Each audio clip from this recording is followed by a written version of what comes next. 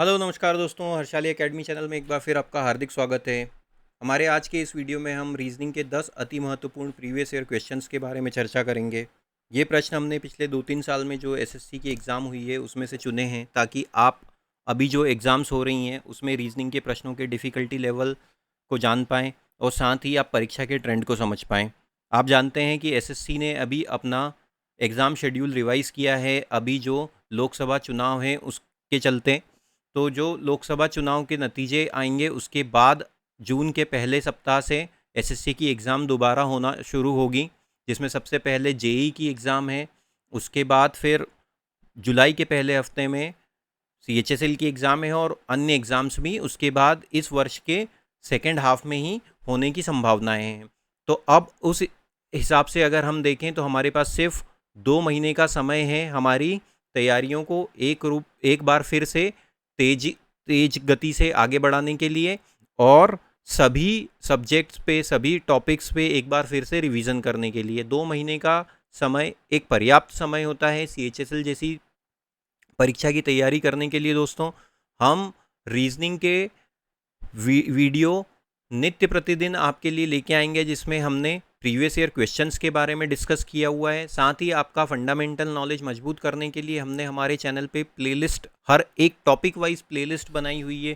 Previous year questions के कम से कम 50 से ज़्यादा वीडियो है हमारे पास चैनल पे। Subject wise, topic wise list है हमारे पास, जैसे कोडिंग डिकोडिंग है, अल्फ़ाबेट सीरीज़ है, नंबर सीरीज़ है, find the missing number pattern है, डिस्टेंस एंड डायरेक्शंस हैं, ब्लड रिलेशन है। इन सभी के बिल्कुल बेसिक कॉन्सेप्ट्स के साथ हमने इन टॉपिक्स को डिस्कस किया हुआ है, और उनके प्रीवियस ईयर क्वेश्चंस भी काफ़ी ज़्यादा प्रचुर मात्रा में वीडियो में उपलब्ध है। इस चैनल पे जो कंटेंट है वो आपकी रीजनिंग की तैयारी को पूर्ण रूप देता है। आप चैनल के साथ जुड़े रहिए, चैनल को सब्सक्राइब कीजिए, इस वीडियो को अंत तक देखिएगा। आपको लगभग सभी टॉपिक के प्रश्न इस वीडियो में देखने को मिलेंगे जो अभी परीक्षाओं में पूछे जा रहे हैं। आइए दोस्तों, शुरू करते हैं। तो अब हमारा जो पहला प्रश्न है वो नंबर सीरीज़ का प्रश्न है, जिसमें हमें प्रश्नवाचक चिन्ह के स्थान पर आने वाली संख्या ज्ञात करनी है। जब भी नंबर सीरीज से संबंधित प्रश्न आता है तो हम क्या करते हैं, संख्याओं के बीच का अंतर निकालते हैं। अगर संख्याएं एक दूसरे से कम अंतर से बड़ी या छोटी हो रही हैं तो हमें हमारा उत्तर प्लस या माइनस से ही मिल जाता है। इसके विपरीत अगर संख्याओं के बीच में अंतर काफ़ी ज़्यादा हो, संख्याएं एक दूसरे से काफ़ी ज़्यादा बड़े अंतर से बड़ी या छोटी हो रही हो, तो हमें हमारा उत्तर गुणा या भाग या फिर स्क्वायर या क्यूब की ट्रिक से मिलता है। अब यहाँ देखिए संख्याओं के बीच में क्या अंतर है, 129 से 126 पे आ गए मतलब -3 हुआ, 126 से 123 पे आए मतलब यहाँ पे कितना हुआ, -3 हुआ, 120 से 123 -3, और 120 से 117 मतलब ये भी -3 का अंतर चल रहा है दोस्तों। तो 117 में से 3 घटा देंगे तो 114 मिलेगा। ऑप्शन नंबर 2 हमारा सही उत्तर होगा दोस्तों। आगे चलते हैं। अब देखिए यहाँ पे ये मैथमेटिकल ऑपरेशन से संबंधित प्रश्न है। निम्न नीचे दिए गए चिन्हों को आपस में बदलने के बाद दिए गए समीकरण का मान क्या होगा। ये वाले दो चिन्ह हैं, गुणा और भाग, इनको आपस में बदलना है। मतलब गुणा की जगह भाग का चिन्ह रखना है, भाग की जगह गुणे का चिन्ह रखना है। हम चिन्ह बदल के ही सीधे लिख लेते हैं, तो ये हो जाता है 47 धन 13। अब भाग का चिन्ह है तो हम यहाँ पे क्या कर देंगे, गुणे का चिन्ह लगा देंगे। 13 मतलब ये हो गया, 13 के बाद भाग की जगह गुणे का चिन्ह लगाया, फिर लिखा 65, और गुणे की जगह भाग का चिन्ह लगा देंगे। तो अब यह भाग का चिन्ह लगाया और ये हो गया 5 - 16। अब इस समीकरण को बॉडमेस नियम से हल करेंगे तो सबसे पहले हम ब्रैकेट और ऑफ देखेंगे। ब्रैकेट और ऑफ है नहीं, उसके बाद डिवाइड करना है। तो डिवाइड करेंगे तो ये 5 एकम 5 और ये कट जाता है 13 बार। तो अब ये समीकरण कैसा हो जाएगा, 47 धन 13 गुणित 13 -16। अब मल्टीप्लाई करेंगे उसके बाद, तो 13 में 13 का गुणा करने पे हम जानते हैं 13 का वर्ग 169 होता है। तो 47 धन 169 -16। अब इसको और आगे हल कर लेते हैं, तो इन दोनों को जोड़ देंगे। ये क्या हो जाएगा, 7 और 9 16 की 6 हासिल के आए 1, उसके बाद 6 और 4 10 और 1 11, और हासिल का आया 1 और 1 2, 216 -16 बराबर 200। तो ऑप्शन नंबर 2 हमारा सही उत्तर होगा। अगर आपको ये ट्रिक पसंद आई हो तो आप कमेंट में क्वेश्चन 2 और यस करके कमेंट कीजिएगा। आपका हर एक कमेंट, हर एक लाइक हमें इसी प्रकार का कंटेंट आप तक लाने के लिए प्रोत्साहित करता है। दोस्तों, आप इस वीडियो को अपने मित्रों के साथ शेयर कीजिए, उन सभी दोस्तों के साथ शेयर कीजिए जो इसी कॉम्पिटिटिव एग्ज़ाम की तैयारी कर रहे हैं। परीक्षा में अगर ये प्रश्न आता है तो आपको 20 से 25 सेकंड में ये प्रश्न हल करते बनना चाहिए, जब भी जाके आप सभी प्रश्नों को समय दे पाएंगे और सभी प्रश्नों को सही तरीके से हल कर पाएंगे। दोस्तों आगे चलते हैं। अब देखिए, ये ऑड वन आउट यहाँ पे चुनना है हमको, इनमें से असंगत को चुनना है। जब भी अल्फ़ाबेट सीरीज से संबंधित प्रश्न आता है, प्लेस वैल्यू का कॉन्सेप्ट हमारे लिए काफ़ी ज़्यादा उपयोगी होता है। हम हमारे लगभग हर वीडियो में प्लेस वैल्यू के कॉन्सेप्ट को डिटेल में डिस्कस कर चुके हैं। उसके ऊपर हमारे पास डिटेल बिल्कुल फंडामेंटल के वीडियोस भी हमारी प्लेलिस्ट सेक्शन में अल्फ़ाबेट सीरीज़ वाले प्लेलिस्ट में आपको मिल जाएंगे। आप उन वीडियोस को देख सकते हैं, बिल्कुल बेसिक कॉन्सेप्ट से। बिल्कुल अगर आज आप पहली बार भी प्लेस वैल्यू देख रहे हैं तो आप उनको देख के समझ पाएंगे हमने कैसे आपको प्लेस वैल्यू याद करनी है, कि क्या उसकी शॉर्ट ट्रिक्स होती है, वो सब चीज़ें उन वीडियोस में डिस्कस की हुई है। अभी हम इनकी प्लेस वैल्यू सीधे लिख लेते हैं। एल की प्लेस वैल्यू होती है 12, एम की होती है 13, एन की होती है 14 और ओ की होती है 15। इसी प्रकार आई जे के एल को देखते हैं। आई होता है 9 पे, जे होता है 10 पे, के होता है 11 पे और एल होता है 12 पे। तीसरे में देखते हैं ए बी सी डी 1 2 3 4 और आखिरी में देखते हैं बी डी ई एफ हो गया, तो बी हो गया 2 पे, डी हो गया 4 पे, ई हो गया 5 पे और एफ हो गया 6 पे। तो यहाँ पे देखिए, यहाँ पे +1 का अंतर हो रहा है, 12 से 13 +1, ये यहाँ पे भी +1 हुआ, 14 से 15 +1, इसमें भी +1, यहाँ से +1 पे ही चल रहा है। लेकिन यहाँ पे देखिए 2 से 4 पे आए, मतलब ये +2 हुआ है, बाकी सब में +1 है। तो ऑप्शन नंबर 4 बाकियों से भिन्न है, ऑप्शन नंबर 4 हमारा सही उत्तर होगा। ये ट्रिक अगर आपको पसंद आ रही हो तो आप कमेंट सेक्शन में क्वेश्चन 3 और यस लिखिएगा दोस्तों, और इस वीडियो को अपने कम से कम एक दोस्त के साथ शेयर कीजिएगा, या फिर अपने किसी ग्रुप में, कॉमन ग्रुप हो जिसमें आप सभी दोस्त लोग हों, आपके परिचित हों जो इस प्रकार की परीक्षा की तैयारी कर रहे हों, उनके साथ ये वीडियो शेयर कीजिएगा दोस्तों। आगे चलते हैं। अब देखिए, ब्लड रिलेशन का प्रश्न है। इसमें क्या कहा गया है, एस टी की बहन है, आर एस का भाई है। हम फैमिली ट्री बना लेते हैं। फैमिली ट्री बनाते हुए 2-3 चीज़ हमको ध्यान रखनी होती है। एक तो जो सिंबल्स हम यूज़ करेंगे वो, और जब भी इस प्रकार का ब्लड रिलेशन का प्रश्न हमारे सामने आता है तो हमें हमारी इमीडिएट फैमिली पे जो हमारे रिश्ते हैं, हमारे मम्मी पापा, चाचा ताई, मामा मौसी, भाई बहन, उन पे ये प्रश्न को लागू कर लेना चाहिए। तो हम ये प्रश्न बहुत जल्दी से हल कर लेते हैं।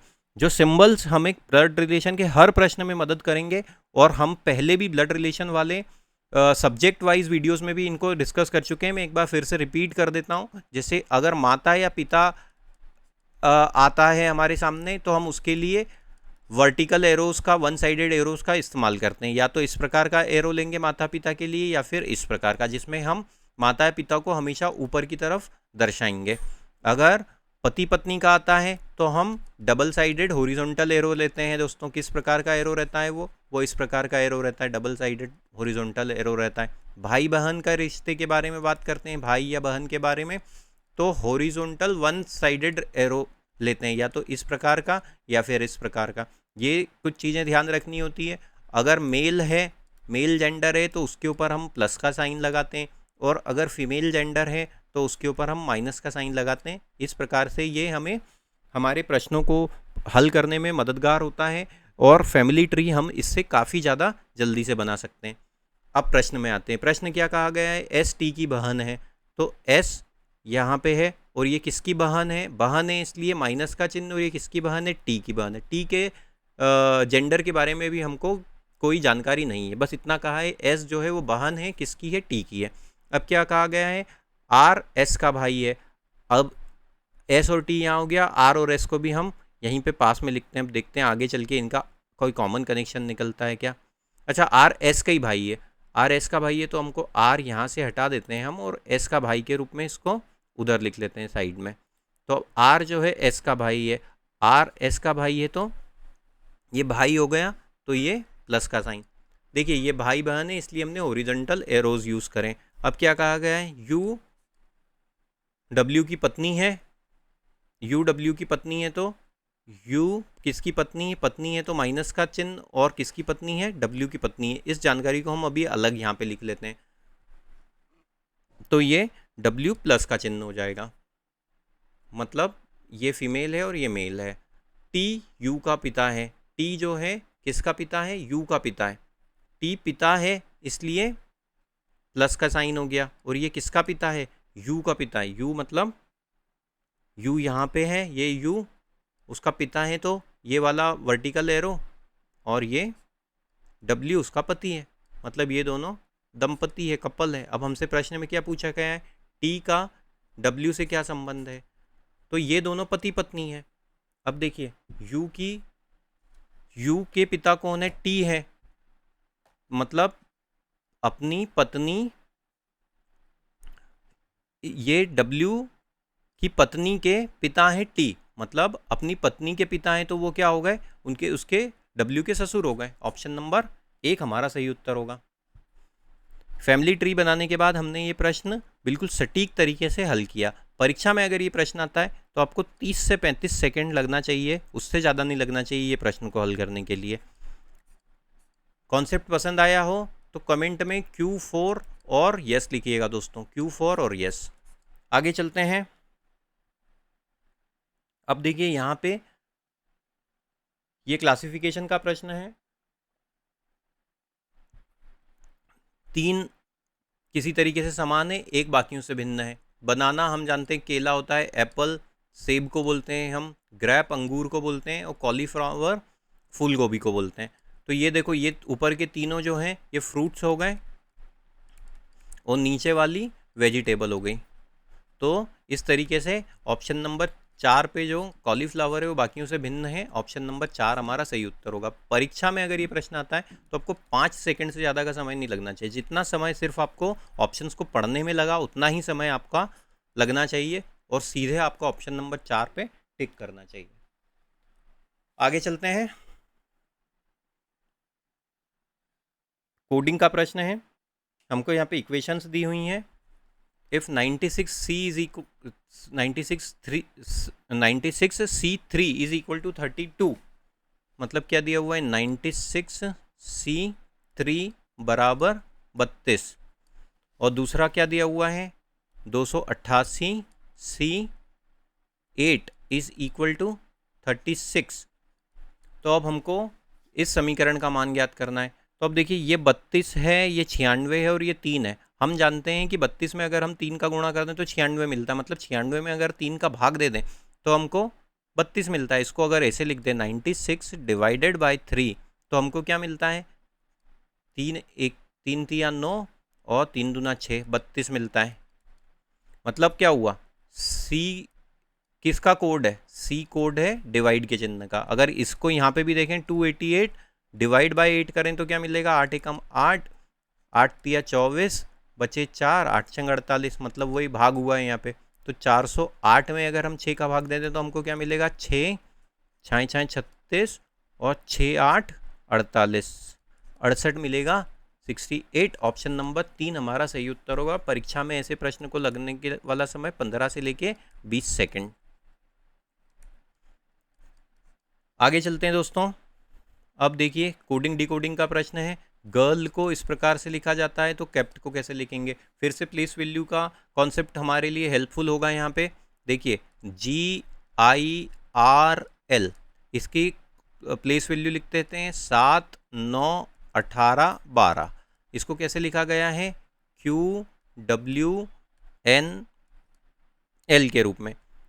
Q हो जाता है 17 पे, W हो जाता है 23 पे, N हो जाता है 14 पे, और L हो जाता है 12 पे। वर्टिकली करके देखते हैं, 7 से 17 प्लस 10 हुआ, 9 से 23 पे आए, मतलब ये तो 14 हो गया, 18 से 14 मतलब -4। वर्टिकली नहीं मिल रहा है, डायगोनली करके देखते हैं। 7 से 12 5 आया, 9 से 14 5 आया, 18 से 23 5, और 12 से 17 5। मतलब डायगोनली इनकी प्लेस वैल्यू पे कितना किया गया है? डायगोनली प्लेस वैल्यू पे +5 किया गया है। इस तरीके से ये +5 किया गया है। तो अब कैप्ट को कैसे लिखेंगे? KEPT 11 5 16 20। डायगोनली +5 करेंगे तो 20 में 5 जोड़ दिया 25 मिला, 16 में 5 जोड़ दिया 21 मिला, 5 में 5 जोड़ दिया 10 मिला, और 11 में 5 जोड़ दिया तो 16 मिला। 25 पे मिलता है y, 21 पे मिलता है u, 10 पे मिलता है j और 16 पे मिलता है p। YUJP ऑप्शन नंबर 3 हमारा सही उत्तर होगा। परीक्षा में ऐसे प्रश्न को 30 से लेके 35 सेकंड में हमको आइडियली हल कर लेना चाहिए। अगर लॉजिक पसंद आया हो तो कमेंट में Q7 और यस टाइप कीजिएगा। Q7 के बाद यस का कमेंट आप दीजिएगा दोस्तों, और इस प्रश्न को कम से कम अपने एक दोस्त के साथ शेयर कीजिएगा। आगे चलते हैं। फिर से देखिए, ये क्लासिफिकेशन का प्रश्न है। 4 युग्म दिए हुए हैं हमको, 4 पेयर दिए हुए हैं, नंबर के पेयर दिए हुए हैं, हर एक ऑप्शन में एक एक दिया हुआ है। 4 किसी इसमें से 3 किसी तरीके से समान है, एक बाकियों से भिन्न है। ध्यान से देखने पे हम पाते हैं, यहाँ पे देखें 3375 3375 और सामने 13500 दिया हुआ है। उसके बाद देखिए यहाँ पे 2125 और फिर 8000 दिया हुआ है, 2685 और फिर 10740 और 1595 1595 और उसके सामने दिया हुआ है 380। अब देखिए यहाँ पे 13 है, मतलब 3 है, 3 का अगर 4 गुणा कर दें तो हमको मिलता है 12000, मतलब 4 गुणा के आसपास है कहीं पे ये। 3375 में मैं 4 का गुणा करके देखता हूँ, इसको सिंपल तरीके से करके देख लेता हूँ। 3000 का 4 गुना होता है 12000 और 375 का 4 गुना होता है 1500। इन दोनों को जोड़ लें तो हमको 13500 ही मिलता है। मतलब क्या हुआ है कि पहली संख्या x है तो दूसरी संख्या 4x है। अब देखते हैं ऑप्शन नंबर 2 में 2125, इसमें अगर हम 4 का गुणा कर दें तो हमको क्या मिलेगा, 5 चौक 20 हासिल किया है 2, 2 चौक 8 और 2 10 की 0 हासिल किया आए 1, 4 एकम 4 और 1 5 और 4 2 और 4 8, मतलब यहाँ पे 8500 मिला है, और जबकि यहाँ क्या दिया हुआ है 8600, तो इसमें उस नियम का पालन नहीं हुआ है। ऑप्शन नंबर 3 में चलते हैं 2685, इसमें अगर 4 का गुणा कर दें तो इसमें 4 का गुणा करने पे हमको मिलता है 5 चौक 20 हासिल क्या है 2, 8 चौक 32 और 2 34 के 4 हासिल क्या है 3, 6 चौक 24 और 3 27 के 0 हासिल क्या है 2, 4 दूना 8 और 2 10। यहाँ पे भी वही लॉजिक लगा हुआ है कि 4 का गुणा किया गया है। इसमें देख लेते हैं 1595 को देख लेते हैं, इसमें 4 का गुणा करने पे क्या मिलेगा, इसमें 4 का गुणा करने पे 0 हासिल क्या है 2, 9 चौक 36 और 2 38 हासिल क्या है 3, 5 चौक 20 और 3 23 के 3 हासिल क्या है 2, 4 एकम 4 और 2 6 6380। यहाँ पे भी वही लॉजिक है। तो बाकी यों से भिन्न जो है ऑप्शन नंबर 2 है। परीक्षा में ऐसे प्रश्न को आपको हल करने में लगभग 40 से लेके 45 सेकंड या फिर 50 सेकंड भी लग सकते हैं। आगे चलते हैं दोस्तों। अब देखिए यहाँ पे फिर से अल्फ़ाबेट सीरीज़ का प्रश्न है। अलग अलग लेटर क्लस्टर दिए हुए हैं और हमको आने वाला लेटर क्लस्टर ज्ञात करना है। जल्दी से हम इनको वर्टिकली लिख लेते हैं। MPG, उसके बाद दिया हुआ है GMH, फिर दिया हुआ है AJI, फिर दिया हुआ है UGJ और फिर दिया हुआ है ODK। इनकी प्लेस वैल्यू लिख लेते हैं हम यहाँ पे 13 16 7, मतलब M की प्लेस वैल्यू 13 हो गई, P की 16 हो गई और G की 7 हो गई। G की लिख लेते हैं 7, M की होती है 13, H की होती है 8, A होता है हमारा 1 पे, J होता है 10 पे और I होता है 9 पे, U हो जाता है हमारा 21 पे, U हो जाता है हमारा 21 पे, उसके बाद G हो जाता है 7 पे और J हो जाता है 10 पे। और आगे चलते हैं, O हो जाता है 15 पे, D हो जाता है 4 पे और K हो जाता है 11 पे। कैसा अंतर है, 13 से लेके 7 पे आए मतलब ये -6 हुआ, 7 से लेके 1 पे आए मतलब -6 हुआ। A की सेकंड सीरीज़ की प्लेस वैल्यू क्या होती है 27, 27 से लेके 21 पे आए मतलब यहाँ पे भी -6 हुआ। 21 से 15 मतलब -6, तो -6 हुआ पहले लेटर में। 16 से 13 -3, 13 से 10 -3, 10 से 7 -3 और 7 से 4 -3, यहाँ पे -3 हुआ। 7 से 8 ये हुआ +1, 8 से 9 +1, 9 से 10 +1, 10 से 11 +1, तो -6 -3 +1 हुआ। -6 कर देंगे, 15 में से 6 घटा देंगे तो मिलेगा 9, इसमें -3 कर देंगे, 4 में से 3 घटाने पे मिलेगा 1 और 11 में 1 जोड़ने पे मिलेगा 12। 9 पे क्या आता है दोस्तों, 9 पे आता है I, 1 पे आता है A और 12 पे आता है LIAL, ऑप्शन नंबर 3 हमारा सही उत्तर होगा। परीक्षा में लगने वाला समय लगभग 50 से लेके 55 सेकंड में ये प्रश्न हमको हल कर देना चाहिए दोस्तों। अगर ये कॉन्सेप्ट आपको पसंद आया हो तो कमेंट में क्वेश्चन 9 और यस टाइप कीजिएगा, और इस वीडियो को कम से कम एक दोस्त के साथ शेयर कीजिएगा और लाइक कीजिएगा दोस्तों। आगे चलते हैं। अब ये देखिए एनालॉगी का प्रश्न है। डिज़ाइन और आर्किटेक्ट में जो संबंध है उसी के आधार पे हमको ऑप्शन में से हमारा पेयर ढूंढना है। अब देखिए डिज़ाइन लिखा हुआ है और आर्किटेक्ट लिखा हुआ है। आर्किटेक्ट हम जानते हैं जो वो व्यक्ति होता है जो कुछ निर्माण कार्य करने के लिए उसका नक्शा बनाता है, उसकी ब्लूप्रिंट बनाता है, तो उसको बोलते हैं हम आर्किटेक्ट। आर्किटेक्ट क्या करता है, किसी बिल्डिंग को, किसी स्ट्रक्चर की डिज़ाइन बनाता है, ब्रिज वगैरह की, रोड वगैरह की डिज़ाइन बनाता है। तो यहाँ पे जो दूसरा व्यक्ति है वो पहले का निर्माण कर रहा है, वो पहले का निर्माण कर रहा है। अब देखते हैं यहाँ पे कौन सा लॉजिक लगा हुआ है। यहाँ पे दिया हुआ राइटर और न्यूज़पेपर। राइटर न्यूज़ लिखता है, जब जाके न्यूज़पेपर बनता है, तो यहाँ पे पहला दूसरे का निर्माण कर रहा है, लेकिन हमको क्या दिया है, दूसरे से पहले का निर्माण चाहिए, तो ये वाला लॉजिक तो नहीं हुआ। बुक और पोएम, बुक तो किताब और पोएम मतलब कविता, तो इनमें तो कोई संबंध ही नहीं है। शूज़ एंड पोएट, शूज़ मतलब जूते, पोएट मतलब कवि, ये भी बिल्कुल अलग हो गया। आप देखिए यहाँ पे दिया हुआ फर्नीचर और कारपेंटर। कारपेंटर जो होता है बढ़ाई होता है, जो लकड़ी की फर्नीचर का काम करता है, तो कारपेंटर किसका निर्माण करता है, फर्नीचर का निर्माण करता है, मतलब दूसरे वाला पहले का निर्माण कर रहा है। तो ये उसी प्रकार का लॉजिक है जैसा हमें यहाँ पे डिज़ाइन और आर्किटेक्ट में मिल रहा था। तो ऑप्शन नंबर 4 हमारा सही उत्तर होगा।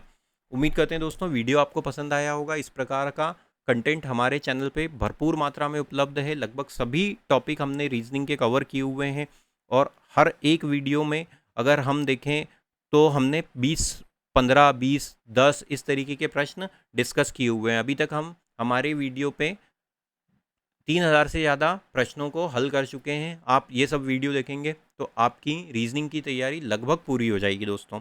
चैनल को सब्सक्राइब कीजिए, चैनल के साथ बने रहिए। इस वीडियो को अपने दोस्तों के साथ अधिक से अधिक मात्रा में शेयर कीजिए, लाइक कीजिए। Thank you.